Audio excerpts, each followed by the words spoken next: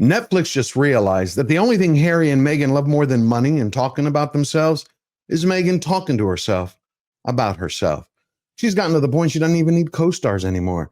Hell, Meghan has become a one-woman marching band of delusion, denial, and D-list dysfunction. In her latest clip, the Hollywood wannabe pretends that her invisible limited edition kids actually said, "Hi, Mommy." But when you take a step back and listen, it's her voice, her mouth, no kids in sight, and one bad decision not to go with a real editor. Meghan didn't just get caught faking motherhood, she got caught auditioning for it and flunked the role. Hey, Mommy, and boop. Hey, Mommy, and boop. If you want to see Harry go bald, hit subscribe. But if you want to have some real fun and understand Meghan and all the people around the world and in Hollywood that support her, go take a look at my recent video, The Woke Monologues. It's going to give you a peek inside a world you've only gotten a glimpse of in the news. It's going to inform, entertain you, and it's going to be one hell of a ride. Now, when it comes to Harry and Meghan, they've fallen so far, so fast, in such a quick time, it's like they're puppets tangled in their own strings. But once Meghan was done talking to herself in that Instagram clip, it was time again for her to naturally sell herself. Again. This time, the chief Montecito merchandiser relaunched her failed business, American Riviera Orchard, as her future failure, now called As Ever. Oh my gosh. We're live! Oh my gosh. Yeah! Oh my gosh. Oh my gosh.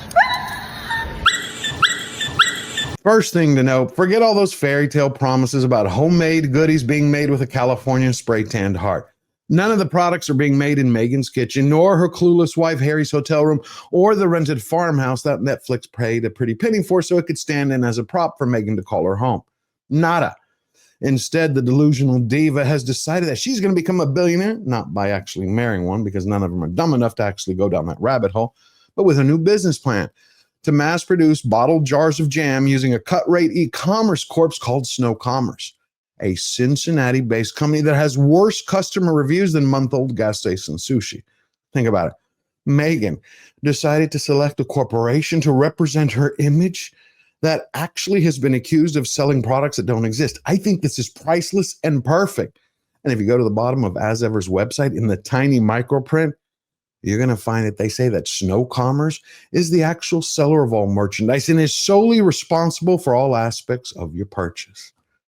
Translation: if your jam arrives late, is wrong, or radioactive, Meghan is telling you, thanks for playing, but it's your problem, peasants. This is exactly what you would expect from Gold Digger Incorporated as it tries to become a global brand and being powered by raspberry runoff and green envy.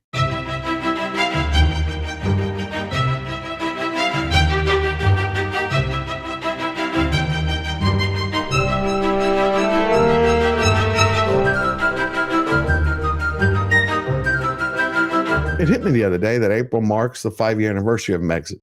It's been 60 months since Harry took his so-called freedom flight like he was leaving the war zone to build a new life that his family so denied him and to chase the American dream. Boy, did he find it. He went from being a royal prince of the British realm to being Meghan's Instagram minister, a guy who today's sole responsibility in life is holding Meghan's iPhone like a hostage negotiator as she directs Instagram reels for her real 104 followers and her 2.6 million Mumbai bots. And they were the few people who actually heard the news firsthand that As Ever sold out in under an hour. And it just happened to be the first topic of conversation when Meghan launched her new podcast, Confessions of a Narcissist. A month ago, I was absolutely consumed with packaging. Boxes. That's all I could think about. And I would sit there doing the unboxing in my head. Is there tissue paper? What about the packing peanuts? But they're biodegradable. And where does the sticker go? And hold on, and what size the box is going to be? And no, that's not going to fit all the SKUs. Oh my gosh. And then someone says, but you don't want to brand the outside of the box because of porch pirates. Had never heard that before. What's a porch pirate?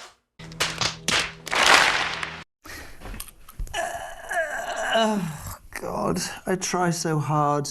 That was just a little teaser. I'm going to go into the Confessions of a Narcissist in a later video, where we're going to drill down into what Meghan loves talking about the most, which is Meghan. But what I really found interesting before the podcast launch is that Meghan Markle actually tried to spin the story to the world that the Globe had gone gaga for As Ever, that her edible flowers were a hit and everybody was head over heels for her honeybacks that not even Harry wants to touch anymore.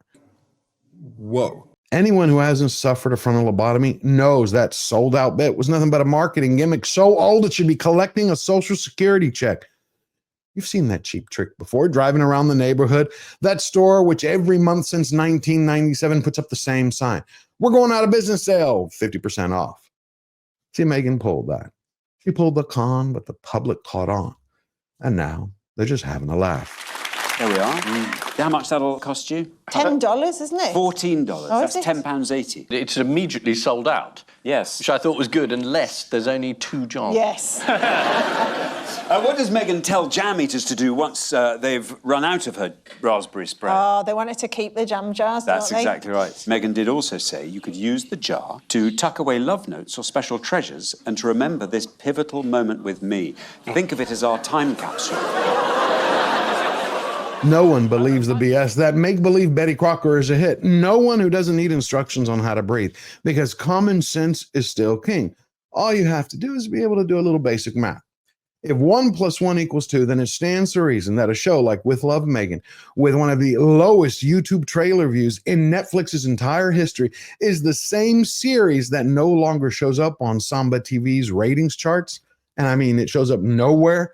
And you combine those two facts together, then it doesn't add up to a market that could sell water to a man who's dying of thirst in the desert. But it does equal one megalomaniac-sized mirage funded by Netflix subscribers who thought that they were actually paying to watch Stranger Things, not Stranger Grifts. But she's now launched her range, her lifestyle range, As Ever. And there are 8 products, including 11-pound jars of ham, marked as sold out on the website within half an hour of going live.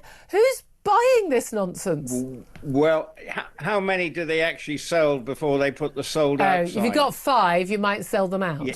Just ask yourself, if As Ever is supposed to be as big a hit as Meghan claims it to be, and remember, she's partnered with Netflix, how come the world's largest streaming studio didn't lift a finger or spend a plug nickel? No big splashy ads, no big marketing campaigns, no big A-list stars being lined up to sing her praises like she invented sugar. Nothing, nada. Just dead air, refund notices, and a recent apology letter from Meghan to all the customers who bought products and got nothing. Then throw in all the behind-the-scenes stories, and things are starting to look grim for the House of Montecito. You have Netflix staff, which are slowly leaking to the press that the entire process has been nothing but a nightmare in trying to get these products to the market. First, they had to brand everything under American Riviera Orchard, only to turn around and rebrand everything as Ever. Then you had Netflix putting on this infomercial series called With Love Meghan. You're talking about 3 brand names, 1 show, 50 sales, and an infinite number of eye rolls. And the entire time, the studio has to deal with the fact that it is poisoning Netflix's own brand name because its partner can't keep her story straight. See, Meghan has been telling tall tales the entire time she's been in public life. But it's not the 90s anymore. This is the age of peak internet where everyone has access to the receipts. I was a latchkey kid, so I grew up with a lot of fast food and also a lot of TV tray dinners. This dish reminded me of the kind of food that I grew up eating in California, like that real sort of farm-to-table, fresh, really simple ingredients. This last week, the picture really snapped into focus when Meghan tried to rebrand herself again, trying to sell herself as a relatable working mom. In a recent interview she gave to the New York Times, she confessed that she feeds her kid frozen dinners and frozen chicken nuggets, just like she had as a little girl. And here we were just a month ago with the premiere of With Love Meghan, where she was raiding a rented fridge and cooking over a pay-by-the-hour stove, sharing the joy she took when she woke up early in the morning to cook a big, hearty, healthy breakfast for her family. And just like that, the Mommy Dearest mask melted away. I wake up every morning and I really take a lot of pride in making breakfast for my family. Now take that long-nosed fairy tale story from She Who Must Be Obeyed and add it to her ginger handbag's latest charity scandal. And you're not going to be surprised to find out that Netflix has been slowly leaking to Hollywood that when it comes to Meghan and Harry's contract renewal, it's dead on arrival. And that's exactly what happens when a couple's favorite pastime is burning bridges. I obviously have to put this to both of you. Yes. What you're essentially saying is that the Duke of Sussex is guilty of harassment and bullying and improper conduct in the governance of a charity. Well, let me put it to you this way. I'm going to give you a really good example. The only reason I'm here, Trevor, is because at some point on Tuesday, Prince Harry authorized the release of a damaging piece of news to the outside world without informing me, or my country directors, or my executive director. And can you imagine what that attack has done for me, on me, and the 540 individuals in the Centre Valley organizations and their family? That is an example of harassment and bullying at scale. And so if the world didn't want to believe that there's such a thing as bullying, this unleashing of the Sussex machine on me and the 540 employees at Centre Valley who received this and have had to defend it. Well, by the way, when you say the Sussex machine, what are you talking about? The PR machine that supports Prince Harry's efforts. The only way we discovered of his decision was through the Sussex machine activating newspapers. Sunlight is the best disinfectant. And that's why Dr. Sophie Chandaka didn't just pull back the curtains to let the light in. She vaporized the entire mirage of grift and gaslighting. She's the chair of African Charity Senabali, who ripped the velvet covers off the California's pity parade and showed everyone what the couple are actually made of. Harry and Meghan are nothing but two giant eagles that have been playing possum with the press for years just so they can polish their victim cards to end up spending it as sympathy currency. But thanks to the good doctor, she flipped the freeloaders on the belly, and now everyone can see that the hate that they keep whining about that's coming at them isn't. It's coming from them, and it's homegrown, Montecito manufactured, and Meghan approved. It was you was the problem, not the prince. It was me who was the problem because I put a whistleblower complaint about the bullying, the harassment, and the misogyny, and Prince Harry interfered in the investigation of that. And the senior independent director who should have taken care of it was the very same person who then delivered the news to me that I was going to be removed by the board. So it's a cover-up, and the prince is involved. That harassment label is going to stick to Harry longer than his hair plugs, but it gets much worse. The news reported how depressed the man-baby is over no longer being a part of Senabali. So that makes you ask the question, is Harry just down in the dumps because he no longer is part of the charity he set up for his mother? Or is there the possibility that he's only blue because he lost access to that big fat check of $51.4 million from USAID paid by every American taxpayer? Either way, I would love to get a hold of the books and the bank accounts just to see if any of the stories are true, if that California couple charged the charities just to keep up their Beverly Hillbillies lifestyle, not their parties and their private jets. But until that day, I can tell you this, that charity scandal has exposed the Meghans in a way that hasn't happened before this year. See, they have just been seen reacting when things don't go their way. And now so many people have had their eyes open. What they discovered was what we've already known, that the Meghans throw a temper tantrum, file lawsuits, and when that doesn't work, they brand people either a bigot or a bully. Well, Dr. Chandaka took the bullies head on, and then she decided to lay out the truth. She addressed how Meghan crashed the Senabali polo party and in the process showed the Wicked Witch of the West Coast in her wastrel how a real warrior fights with honor and truth. And then about a month before the event was about to take place, Prince Harry called the team and said, I'm doing a Netflix show and I would love to bring a camera crew so that I can include some footage in this show. And so the team called me and tell me, oh, Prince Harry's made this request, so we're doing the things. I said, you can't be doing the things without seeking consent from the property owners, the sponsors, all the guests. Nobody signed up into being on a Netflix show. One of the biggest surprises that narcissists often discover is when they finally meet someone with a spine who refuses to bend or buckle. It's exactly what happened to Walmart Wallace. For years, she's had a convenient doormat at her beck and call. And people like that typically think when they walk over one person, they can walk over everyone. But Dr. Chandaka, she stood her ground at the fundraiser. She not only remained poised and polite, but she allowed Meghan to do her best job of being Meghan. And in the process, showed everyone exactly how she treats people. The show went on, but there was a lot of disruption, right? A lot of people were unhappy because we'd worked on this for months. On the actual day, we had Prince Harry, which is always wonderful. The Duchess decided to attend, but she told us she wasn't attending.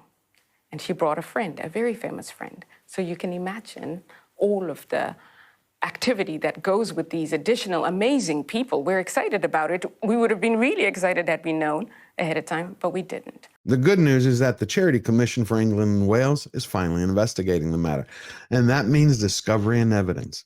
Translation: Harry right now should be really nervous that the letter he wrote to bully the good doctor about her having to defend Meghan is going to leak to the public. It is inevitable. And what all news reports state is that he pulled the "I am a prince" card. I get what I want, when I want, exactly how I want.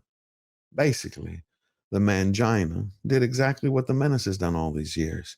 Everything they accuse others of. Harry ordered seething Sophie to issue a statement of support for his wife. When she declined, stressing that Senti Barley was not an extension of Brand Sussex, Sophie says she received a high-handed message from Harry imperiously demanding that she explain herself. Who the hell does this guy think he is? The good doctor also told of how they lost out on a prestigious venue because of the prince's naive last-minute request to bring a Netflix film crew. This threw the various commercial sponsorship deals into disarray, and the entire occasion had to be hurriedly rearranged. I gotta tell you, karma has often been accused of being late to the party. But in my experience, no matter the hour, karma is always the last one to turn off the lights. If you like the video and found value, hit subscribe, smash the like button, put your thoughts in the comments down below, and share with everyone you know. What do you think the Meghans are going to do next? Once Hollywood's burned, where are they going to go? Are they going to just start to sell the ashes as a new as-ever product called Scandal Scrub? Let me know your thoughts. I'd love to hear them. Now, if you want to win every battle and stay true to yourself, all you have to remember is we are fighters with one unbreakable rule. We never bow down, we never bend the knee. Always forward.